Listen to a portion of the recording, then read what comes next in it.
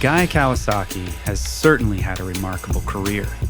From gaining popularity as the Chief Evangelist at Apple for the Macintosh computer in the 1980s, to authoring 15 books, to hosting the Remarkable People podcast, Guy has made a habit of trying new things and turning them into successful ventures.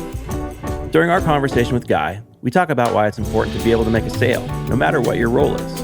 We discuss the start of his career at Apple and how he got developers to write software for a relatively unknown platform. And we ask his advice for people just getting started in their own careers, whether that's in tech, writing, or entrepreneurship. We hope you absorb some of Guy's enthusiasm as you listen to this episode, and that it helps you on your personal journey to being remarkable.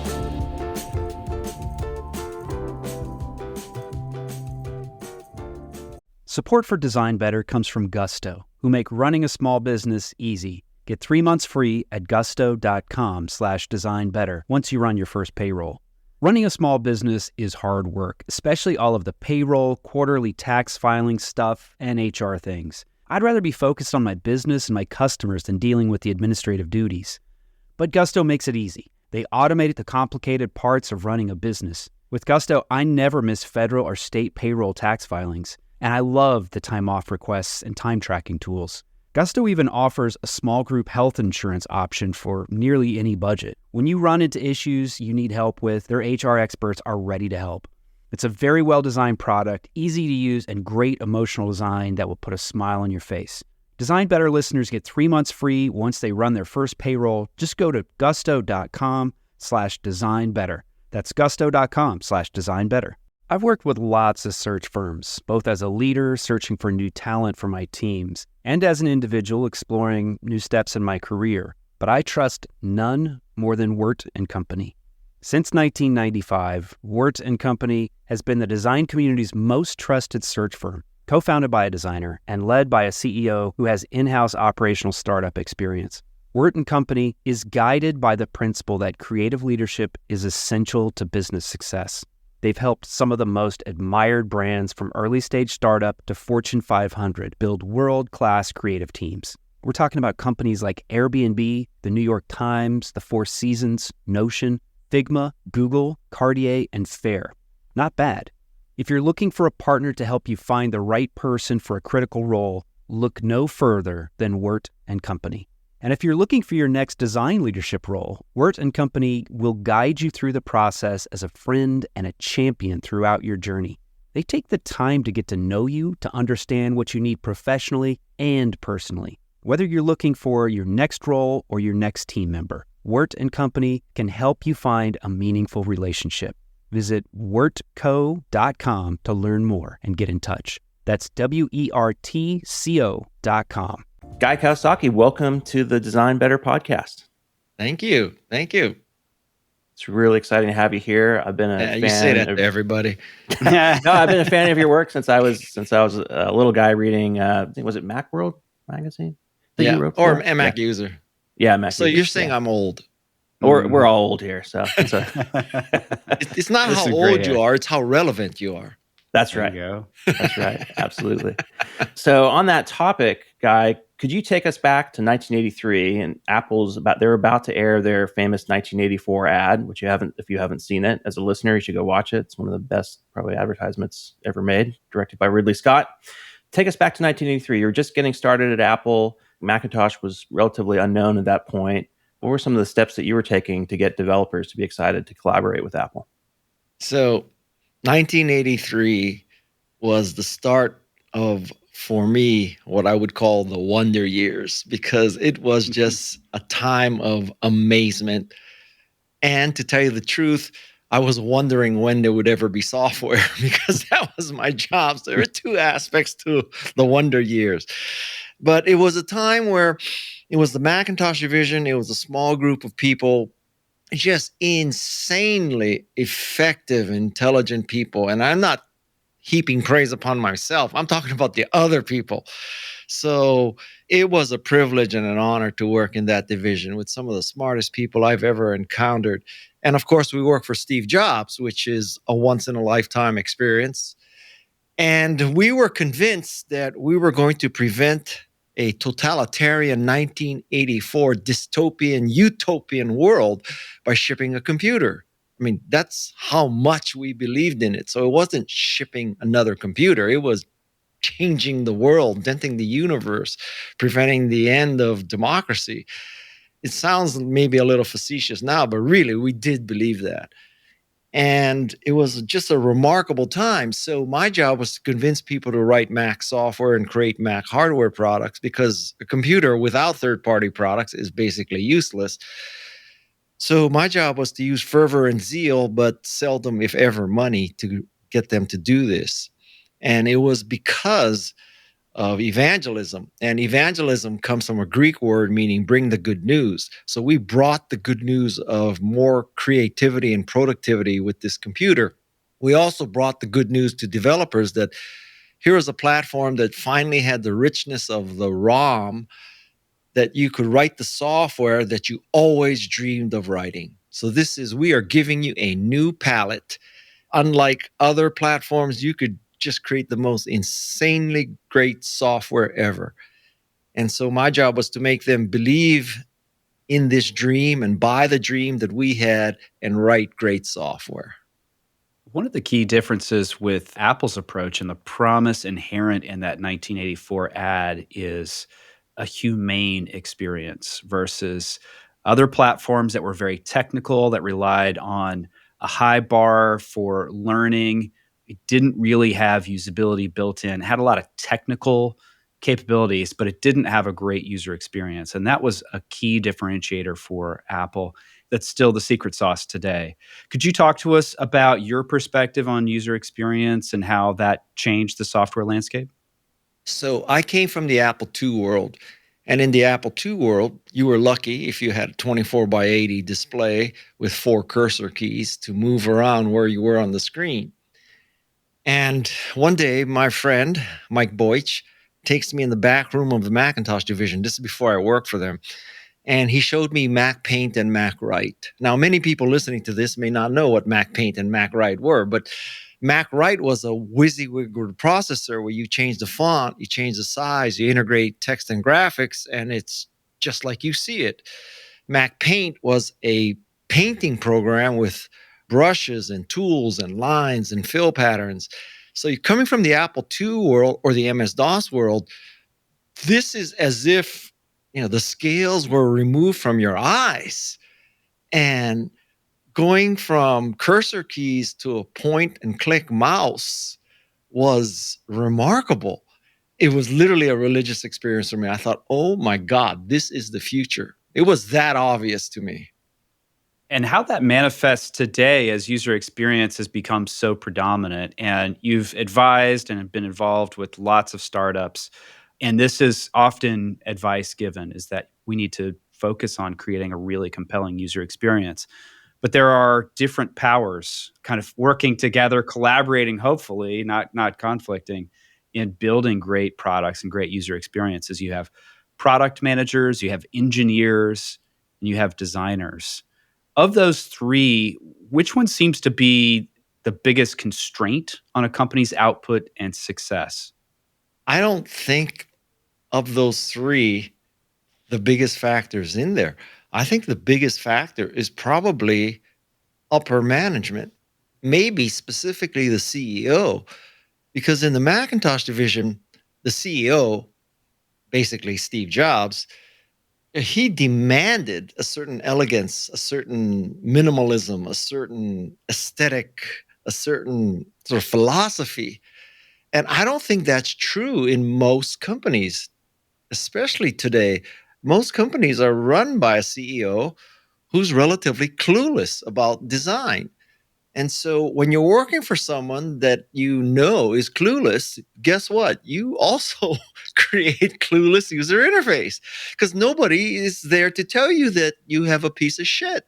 So if you're working for someone who doesn't tell you that, arguably, how would you know? And so now with Steve Jobs, if anything, he told you everything was a piece of shit that you did. So, you may have the opposite problem. But it would be, not that I know the restaurant business this well, but if the head chef of your restaurant doesn't know what good food is, how are you expected to create great food? If Gordon Ramsay didn't throw you out half the time, you would probably be a lousy cook. And so I think that's what the major issue is, that there's nobody at the top to tell you that your design sucks. And I think the most obvious place is this is consumer electronics. So whether it is an AV unit or a digital camera, I mean, if you look at most digital camera designs, I think particularly the Japanese ones, it's as if someone sat down there and said, how can we make this menu system the most confusing and opaque possible? Like, what's something that people need to do all the time? Format your SD card. Well, let's put it in the custom menu that's the number 8th menu and the 15th choice of the 8th menu, because we don't think they should format it so often, or I don't know what the thinking is. And then somebody else may kick in and say, well, but people need to format all the time. So they say, okay, the 9th menu will be a custom menu. So if you can figure out how to find the format, you can put it in your custom menu and assign that to a custom button, so that as you're taking a picture of someone surfing or playing football, you're going to remember, oh yeah, my custom menu is this button, the back button, while I hold down the thing and I chant something. And from that, I can format my SD card. And so that gets through the system. And the dumbass CEO, who probably doesn't even use the camera, has no clue that people are suffering out there. I don't understand that at all. To me, it's a total lack of empathy for the customer. And if I may illustrate this with another story, Martin Lindstrom once told me the story that he had a large pharmaceutical client. And they, of course, the executive team, expressed the desire to, quote unquote, get closer to the customer, to develop empathy, right? So most large companies do that by hiring McKinsey, but Martin Lindstrom did something different. So he took them all, the execs, and he made them breathe through straws. And just suffice it to say, most execs could not do that very long. And so some of them were actually upset and angry. Why are you making us breathe through straws? And the answer was, well, that's how someone with asthma lives. So you're a pharmaceutical, you have patients who have asthma. You now can empathize with what it's like to have asthma. And I think that's a great lesson. It's an amazing story. Given all the exposure you've had to different teams across different products, and assuming that you have a CEO who does understand the value of a well-designed experience, what do you see as the biggest barrier to collaboration within a team across engineering, product, and design? Yeah, I may be just pounding a dead horse, but I just think it's lack of empathy. That from the appearance of the product and the user interface, it just doesn't appear that the engineers or the marketing people or anyone has any empathy for the customer, like what actually happens. Let's take a case in point that you might consider ironic, which is Apple. So with Apple, until very recently, if you had a MacBook with 2 or 3 USB-C slots, I just am astounded that someone could put that out for years. Now, maybe I'm totally wrong, and statistically 99.9% of the people with MacBooks only ever plug one thing into it, which is power. But I don't know about you, but like my dongle, okay, I'm not making this up. My dongle had a dongle.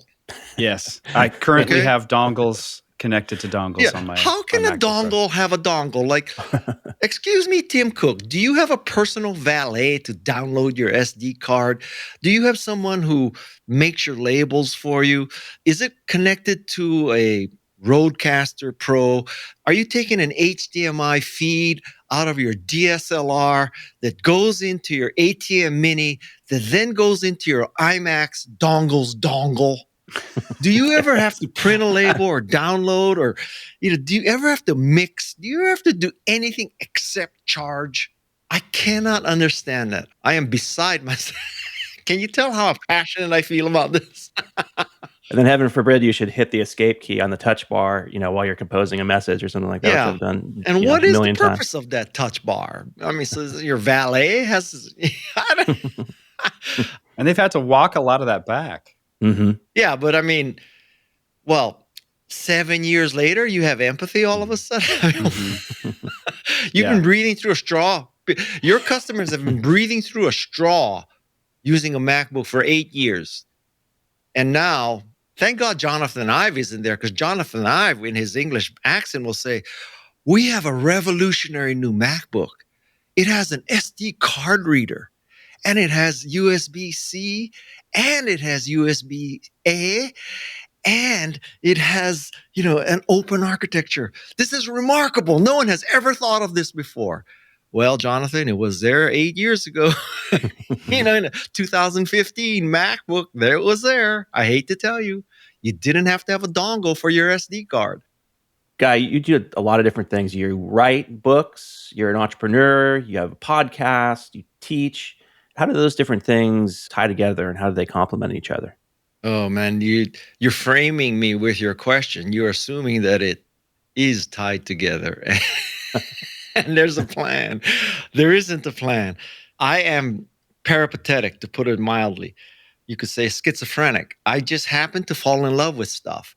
So today, I'm the Chief Evangelist of Canva, it's online graphics design service. I'm a podcaster, and I'm a speaker. And I'll say the bulk of my time is spent podcasting, because podcasting is such it's just a black hole that you pour time into. And so there is no plan. I just fall in love with stuff. I fell in love with Canva. I fell in love with Macintosh. I fell in love with podcasting. I just fall in love with stuff and I just go for it. I see you have a surfboard. I surf also. That was another thing. My daughter took it up. I fell in love with it. So I'm whole hog into it now. I surf every day. There was no plan. Nobody plans to take up surfing at 61. Trust me, that is 55 years too late. So that's just the peripatetic nature. I am also a great fan of Carol Dweck. Carol Dweck is the author of Mindset.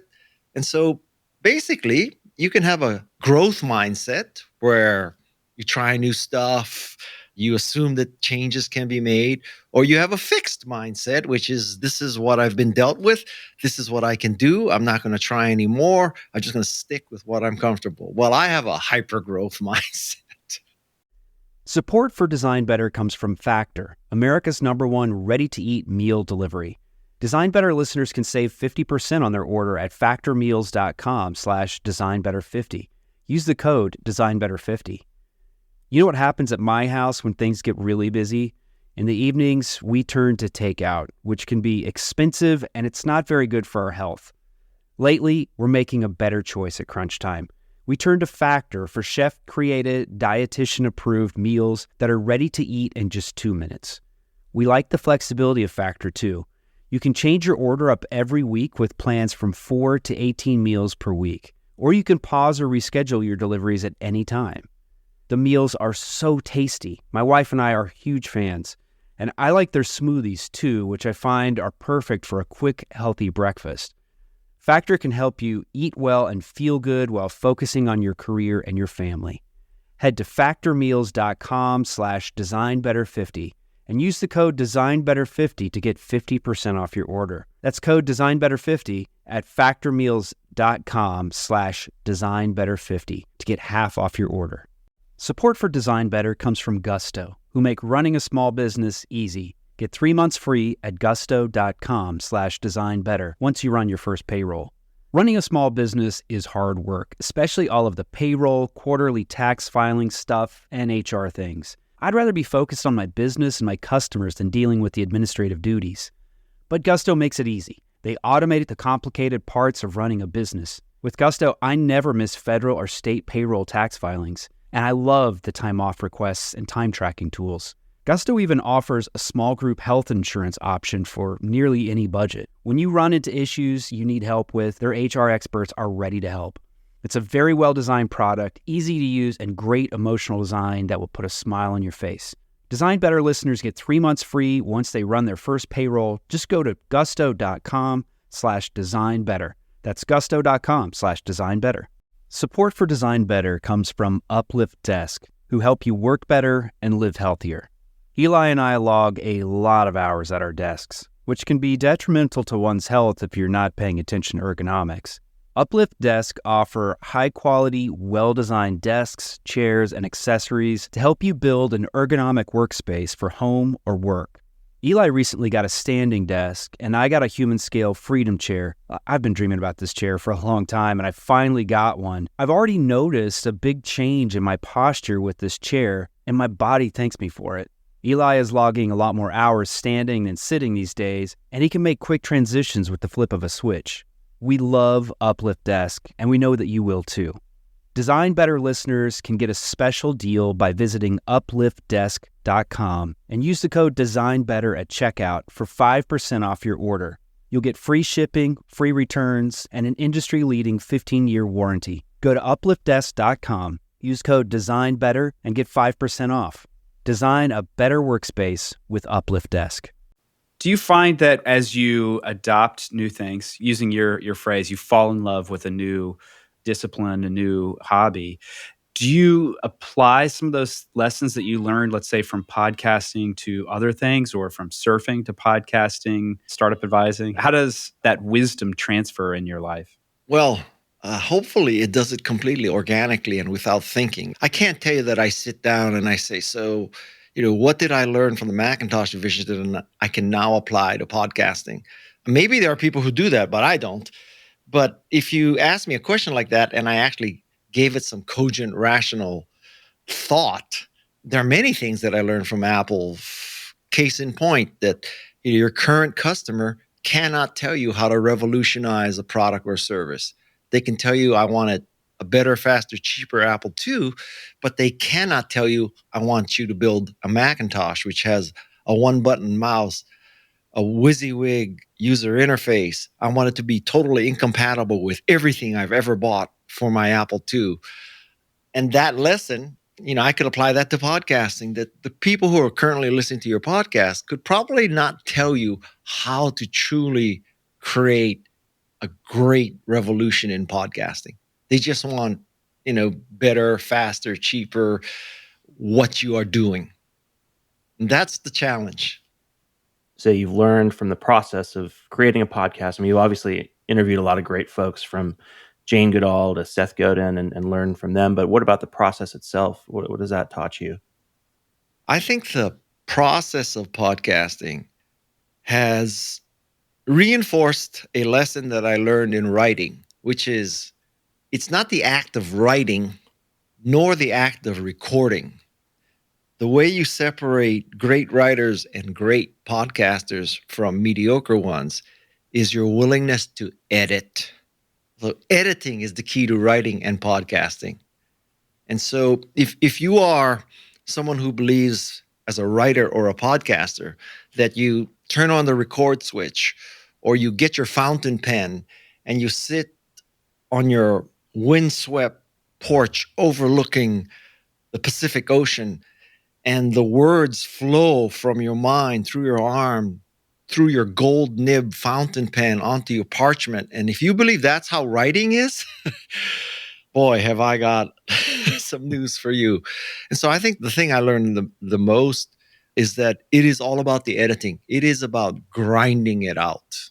I'm a big YouTube fan. I just watch YouTube all day long. And not for what many people may be thinking right now, but I love to watch those little documentaries about, this is how a samurai sword is made, right?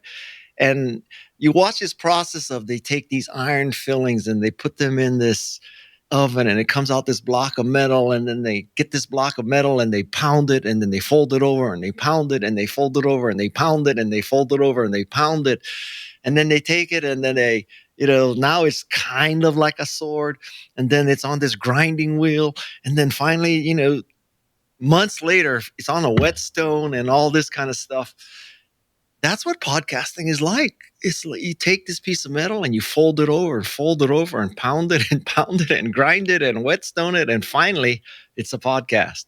And I think that's true of podcasting or writing. I think you're a Dan Pink fan. Is that correct? Yes, I am a Dan Pink fan. And Dan Pink, who we had on the show, he talks about selling as like an essential thing to Yep. any job. Doesn't matter Yep. what you're doing, if you're a designer, a developer, product manager, If or your lips are anything in moving. between.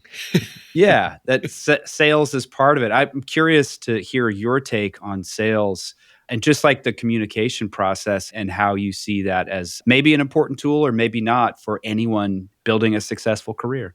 Well, I would say that when push comes to shove, there are only two functions in business. You got to make it and you got to sell it. So if you're an engineer, you can make it. And if you're anybody else, you better be selling. And so I think it is an essential skill. And I think that many people may too narrowly define selling, that selling is when you are asking for an order or you're making a sale at a cash register, or people are in the checkout, or they have their shopping basket, and that's selling. But I think selling is when you're breathing, you're selling. I mean, selling is convincing someone to come on your podcast. Selling is convincing someone to sponsor your podcast. Selling is convincing your spouse that it's okay to work 5 hours on a podcast when there may be better things to do. And selling is getting an upgrade into first class. Selling is, instead of 2 side orders, can I get 3? I mean, I don't know when you're not selling. Frankly, it's hard for me to understand when you're not selling. I think it's an absolutely essential skill, and people should not look down on it like this greasy death of a salesman kind of immoral, if not amoral activity. I think it's necessary. It's completely, utterly necessary. Politicians are always selling. I mean, when you call up Comcast and you ask them to please pull a line into your house so you can have high-speed internet, you're selling. You're not buying, you're selling. You got your start in sales, Guy, in the jewelry industry before you went to Apple. Were there any kind of specific key lessons you took away from that job? So this links very well to what we just discussed, which is before I got into high tech, I was getting an MBA. And the MBA program where I went was a 4-day-a-week program. So I had the Fridays off. And I come from a lower middle class family. So it's not like I'm a trust fund baby and, I could just call dad or mom up and get another, tranche of cash. So I started working for a jewelry company, and it was a jewelry manufacturer. So it took gold and diamonds and made it into jewelry and sold it to jewelry store.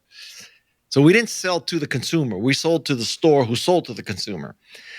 And that is a brutal, brutal business, because when a jewelry store buyer is trying to buy, they are trying to buy at the absolute best deal possible.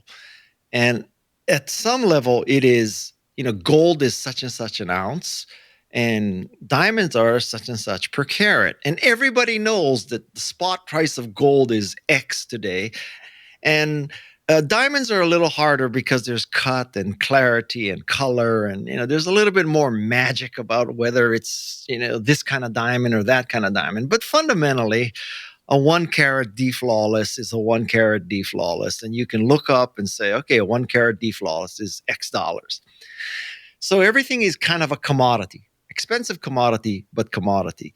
And so selling a commodity, no matter how beautiful, is a very challenging process. It is hand-to-hand combat. And I think one of the best things that I ever did, not that I planned it this way, was work in the jewelry business, because I truly learned you have to sell and how to get buyers to trust you, and how to get buyers to see your dream, that you can't just throw my piece of jewelry on a scale and figure out how much gold there is per ounce. There's design, there's romance, there's, whatever. And that has been useful for the rest of my life. It was just the best training. So, when people tell me that right after college, if they want to become a venture capitalist or they want to work for Goldman Sachs or McKinsey, I would prefer they go to work for Procter & Gamble, learning how to sell Dawn into markets, right? And what it takes to sell Dawn and what it takes to sell Swiffers, or working for IBM, calling on people. Because I think sales training early in your career is so so valuable.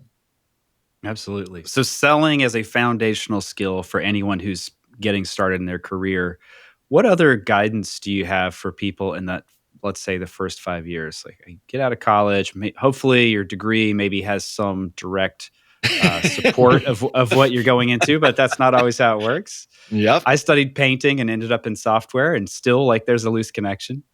What advice do you have for people, like, to sort of like get a good foundation of skills that would set them up for success? Yeah. I think that this concept of the first job having to be perfect is totally flawed. That particularly now, people are probably going to have 20, 30 jobs in their career, and you might not even remember what your first job was. And so I think that in a sense, it really doesn't matter what your first job is. So let's take two extremes. So everybody's trying to find that perfect job with the perfect title, perfect responsibilities to build up to your LinkedIn profile so that, you look like you're worth $1 billion. And then there's the one who, absolutely takes the wrong job, goes to work for, let's take the worst case. So you have a degree in, I don't know, biochemistry or something, and you go to work for Theranos and you think, oh my God, I got a job at Theranos. They got this like world-class board. They got unlimited venture capital. They're going to make it so you can just put a drop of blood in a device and it'll like give you 50 different diagnoses. Like, this is the dream job. Well, come to find out, all of that's bullshit, right? And in fact, criminally bullshit. And so I would make the case that that might be one of the most valuable experiences of your life, because you will see, if you work for Theranos, assuming you weren't arrested, but assuming you work for Theranos and not the person arrested, you would learn about just the sort of bandwagon effect. Like, how did so many people pour so much money into something that didn't exist? That's a very valuable lesson. How come nobody screamed that, this is not happening? It's not true. We're, fake results. Why did someone not tell the Empress that she had no clothes on? I mean, what happened there? So there's so many lessons you could learn from a negative experience. The opposite is you go to work and you're employee number 5 at Google. And, you had no idea what it was. You just said, okay, so they're recruiting at Stanford. I went to work for Google. Who the hell knows what it was? And now 5 years later, you're worth, I don't know, $200 million. You just grabbed the brass ring. You just did this perfectly out of college.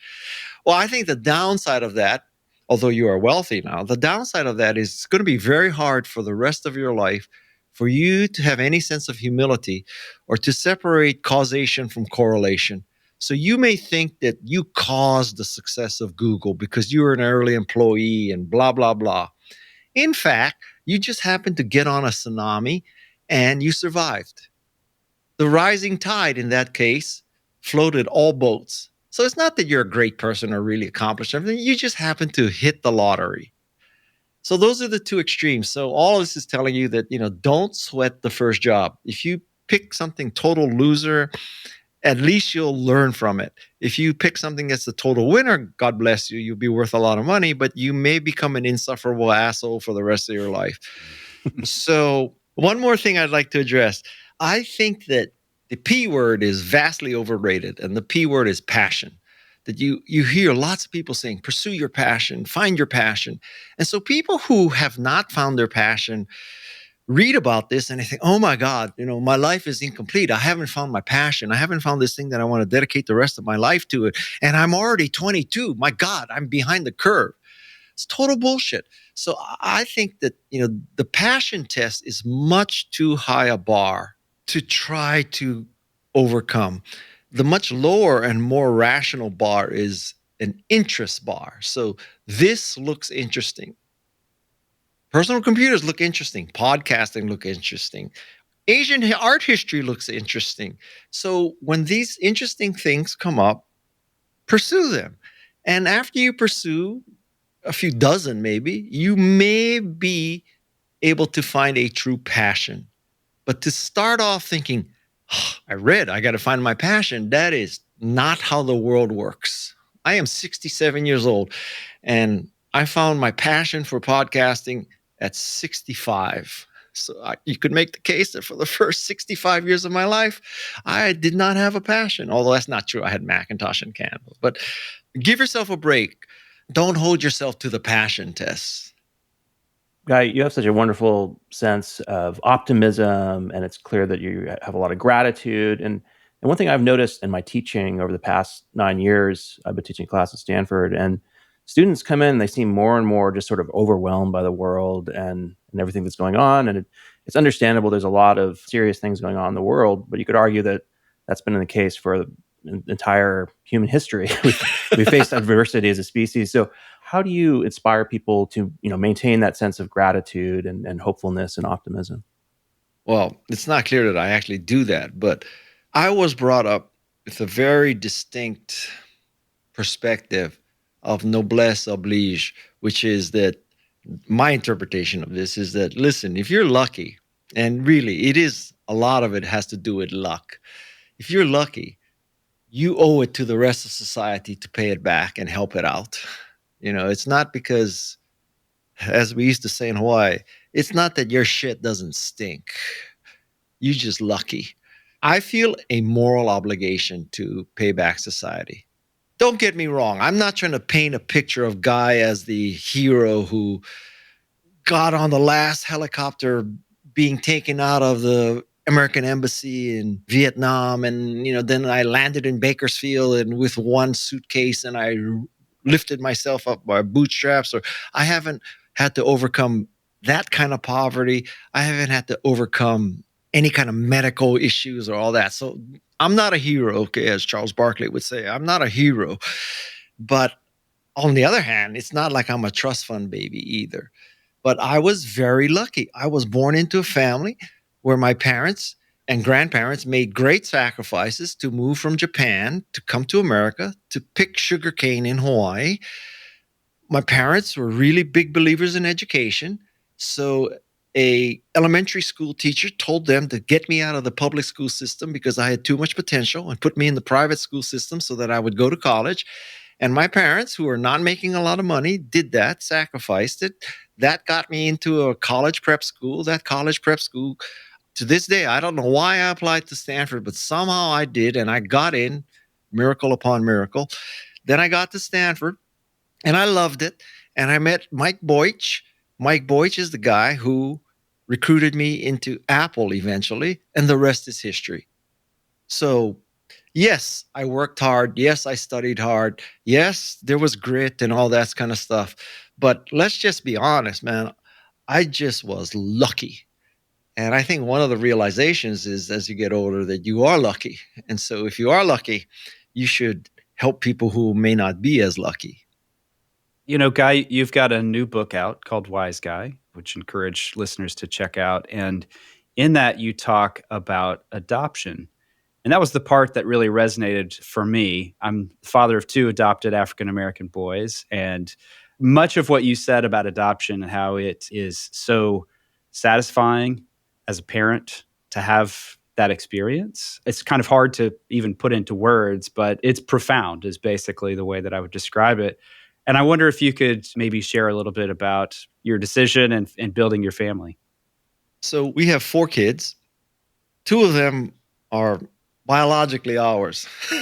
My wife and I had sex for 2 of them. My wife and I did not have sex for the other 2. And so those 2 are adopted from Guatemala. And I will tell you that, man, my life would be a lot less awesome if we had stopped with the 2.